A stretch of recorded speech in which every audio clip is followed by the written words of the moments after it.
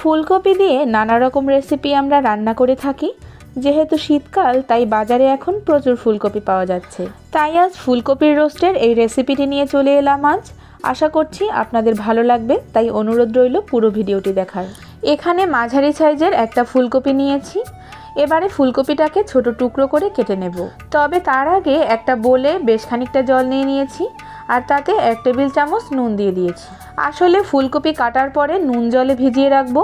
এতে করে দেখবেন ফুলকপির মধ্যে যদি কোনো রকম পোকা থেকে থাকে সেটা কিন্তু বেরিয়ে যাবে। সব ফুলকপিগুলোকে একই সাইজে টুকরো করে কেটে নিচ্ছি।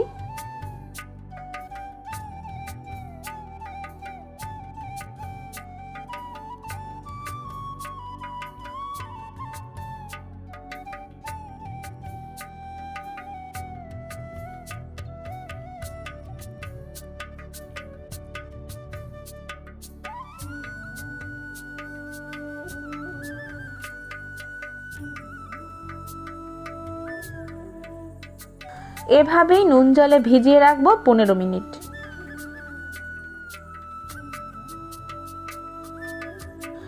এবারে একটা পেস্ট তৈরি করে নেব আর তার জন্য নিয়েছি 10 পিস কাজু বাদাম, 2 টেবিল চামচ পোস্ত, আরও নিয়েছি 2টো মাঝারি সাইজের পেঁয়াজের বেরেস্তা।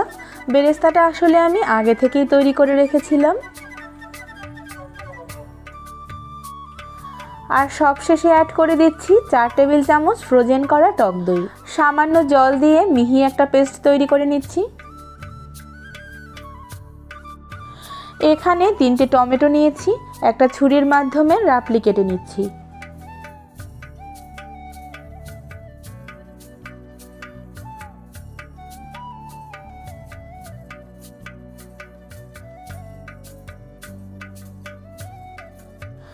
রাফলি কেটে রাখা টমেটোগুলোকে চপারে ফাইন চপ করে নিচ্ছি।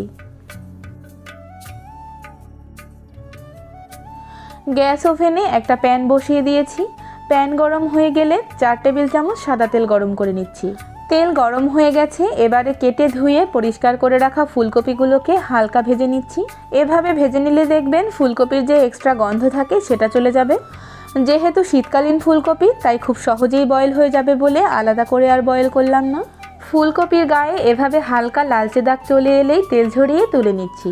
অবশিষ্ট তেলে ফোড়নে কিছু গোটা গরম মশলা দিয়েছি তেজপাতা, দারচিনি, এলাচ আর লবঙ্গ। তেলের উপরে কিছু গুঁড়ো মশলা দিয়ে দিয়েছি হাফ চামচ করে হলুদ, লঙ্কা আর ধনের গুঁড়ো। তবে এখানে হলুদ গুঁড়োটা একদমই বাদ দিয়ে দিতে পারেন। রোস্ট তৈরিতে হলুদ গুঁড়োর কোনো প্রয়োজন নেই। এ পর্যায়ে ফ্রোজেন করে রাখা 1 চা চামচ আদা বাটা আর 1 চা চামচ জিরে বাটা দিয়েছি।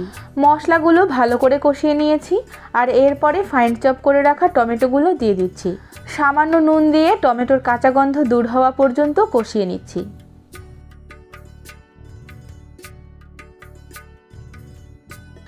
দেখুন কষানো হয়ে গেছে। এবারে তৈরি করে রাখা কাজু আর পোস্তর পেস্ট দিয়ে দিচ্ছি।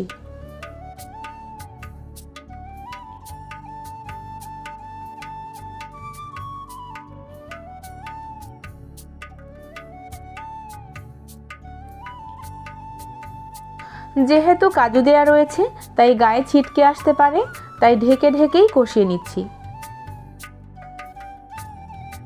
মশলা থেকে দেখুন তেলটা আলাদা হয়ে গেছে, অর্থাৎ কষানো হয়ে গেছে। ঝালের জন্য এখানে দিয়ে দিচ্ছি বেশ কিছুটা কাঁচা লঙ্কা বাটা।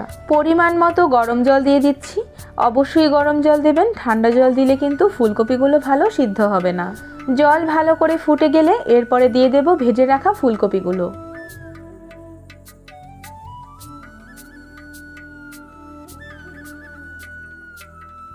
ঢেকে দিয়ে রান্না করে নিচ্ছি 10 থেকে 12 মিনিট। 12 মিনিটে ফুলকপিগুলো কিন্তু খুব ভালো করে বয়েল হয়ে গেছে। আর যেহেতু গরম জল দিয়েছিলাম তাই বেশি সময় লাগেনি। এই পর্যায়ে দিয়ে দিচ্ছি স্বাদমতো চিনি, বেশ কিছুটা বেরেস্তা আর সবশেষে দিয়ে দিচ্ছি কিছুটা গরম মশলা। একবার নেড়েচেড়ে মিশিয়ে নিয়ে গ্যাসের ফ্লেমটা বন্ধ করে দিচ্ছি। এই ফুলকপির রোস্ট কিন্তু আপনারা রুটি অথবা গরম গরম ভাত কিংবা পোলাওয়ের সঙ্গেও পরিবেশন করতে পারেন। ফুলকপির রোস্টের এই রেসিপিটি যদি একটুও ভালো লেগে থাকে তাহলে অনুরোধ রইল পাশে থাকা বেল আইকনটি ক্লিক করে দেওয়ার জন্য।